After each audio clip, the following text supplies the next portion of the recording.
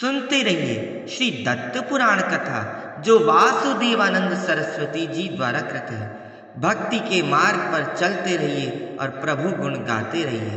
बोलिए दत्तात्रेय भगवान की जय हो। अब सुनते हैं दत्त पुराण अग्रिम भाग। जैसे सूर्य स्वयं को प्रकाशित करते हुए समस्त सांसारिक पदार्थों को भी प्रकाशित करता है, जैसे पूर्णाभि अर्थात मकड़ी अपने जाल के लिए उपादान कारण एवं निमित्त कारण दोनों होती है, वैसे ही शुद्ध सत्व प्रधान चैतन्य पुरुष अपनी इच्छा से परिदृश्यमान ब्रह्मांड के लिए उपादान एवं निमित्त कारण बनता है। इस तथ्य को भगवान श्री कृष्ण ने स्वयं अपने श्रीमुख से प्रकट किया है। अन्यथा यदि केवल एक को ही जानने से सब कुछ जाना जा सकता है तो यह कैसे संभव होगा। योग सूत्र में ईश्वर विषयक संकल्पना किस प्रकार सिद्ध हो पाती है। सामष्टिगत चैतन्य पुरुष होने के कारण वह जगदीश्वर आत्मशक्ति प्रधान है, सर्वगत्व है, कालातीत है, सत चित आनंद का मूल स्तोत्र है। महान देव समस्त जीवों के अंतःकरण के चिताकाश में प्रकाशित होकर प्रत्येक प्राणी में समाया हुआ है। योग मार्ग से ही उसे जाना जा सकता है।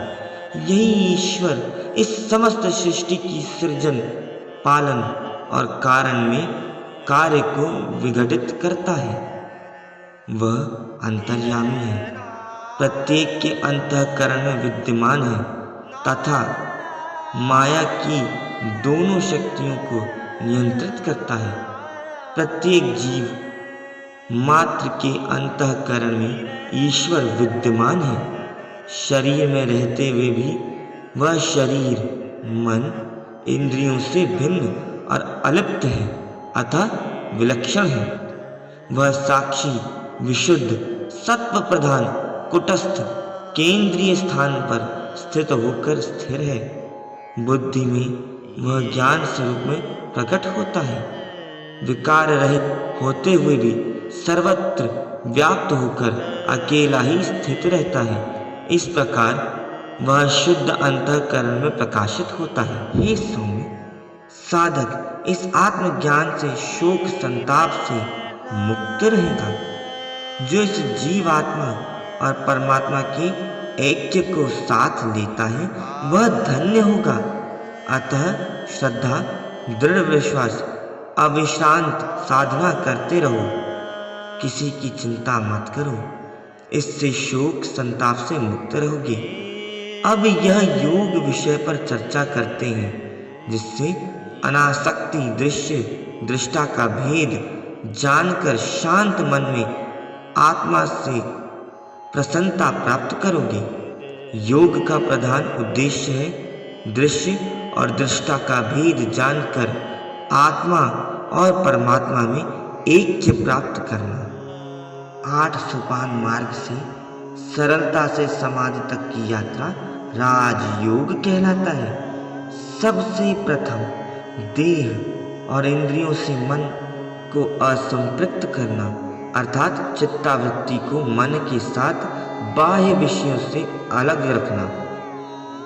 यम, अहिंसा, सत्य, अस्तेय, ब्रह्मचर्य, अपरिग्रह, इन पांचों को सार्वभौम महाव्रत कहा जाता है। नित्य, अनित्य, विवेक बुद्धि का जागरण, आम तत्व में मनोनिवेश, नियम, शौच, संतोष, तप, स्वाध्याय का निरंतर अभ्यास, अभ्यास जनित दृढ़ विश्वास, इंद्रियों और विषयों की प्रति उदासीनता, अंतर्दृष्टि का विकास, आसन सिद्धि आदि योग को प्रारंभिक आवश्यकताएं हैं। प्राणायाम, प्राण को भीतर भरना, उसे रोकना तथा उसे छोड़ना, इन 3 क्रियाओं का सम्यक अभ्यास प्राणायाम कहलाता है। इंद्रियों को बाह्य विषयों से परावृत्त करके विषय चिंतन से रोकने को प्रत्याहार कहते हैं। इससे अन्य विषय ज्ञान से उपरत होने पर वैराग्य उत्पन्न होता है। जैसे पूर्व की ओर जाने से पश्चिम छूट जाता है। धारणा: आत्मनिष्ठा में स्थिति जहाँ अन्य दुर्भावनाएं, ईर्ष्या, घृणा आदि भाव शांत हो जाते हैं और मन में विश्वास दृढ़ हो जाता है। अविरल चिंतन ही ध्यान कहलाता है, जहाँ ध्येय के अतिरिक्त अन्य मनोव्यापारों का बोध नहीं रहता। यहाँ तक कि समय का भी ज्ञान नहीं रहता। जीवात्मा का ईश्वर सायुज्य भी समाधि कहलाता है। इस योग के प्रभाव से राग, द्वेष, क्रोध, ईर्ष्या, मत्सर आदि नकारात्मक शक्तियां शांत होती हैं। उपलब्ध ऊर्जा ऊर्ध्वगामी होकर हृदय, विशुद्धि और आज्ञा चक्र की ओर गतिमान होती है। इस प्रकार सहस्रार स्थित प्रभु से सायुज्य प्राप्त कर लिया जाता है। आगे सुनने के लिए बने रहिए हमारे साथ और सुनते रहिए श्री दत्त पुराण कथा, जो श्री वासुदेवानंद सरस्वती जी द्वारा कृत है। बोलिए श्री दत्तात्रेय भगवान की जय हो।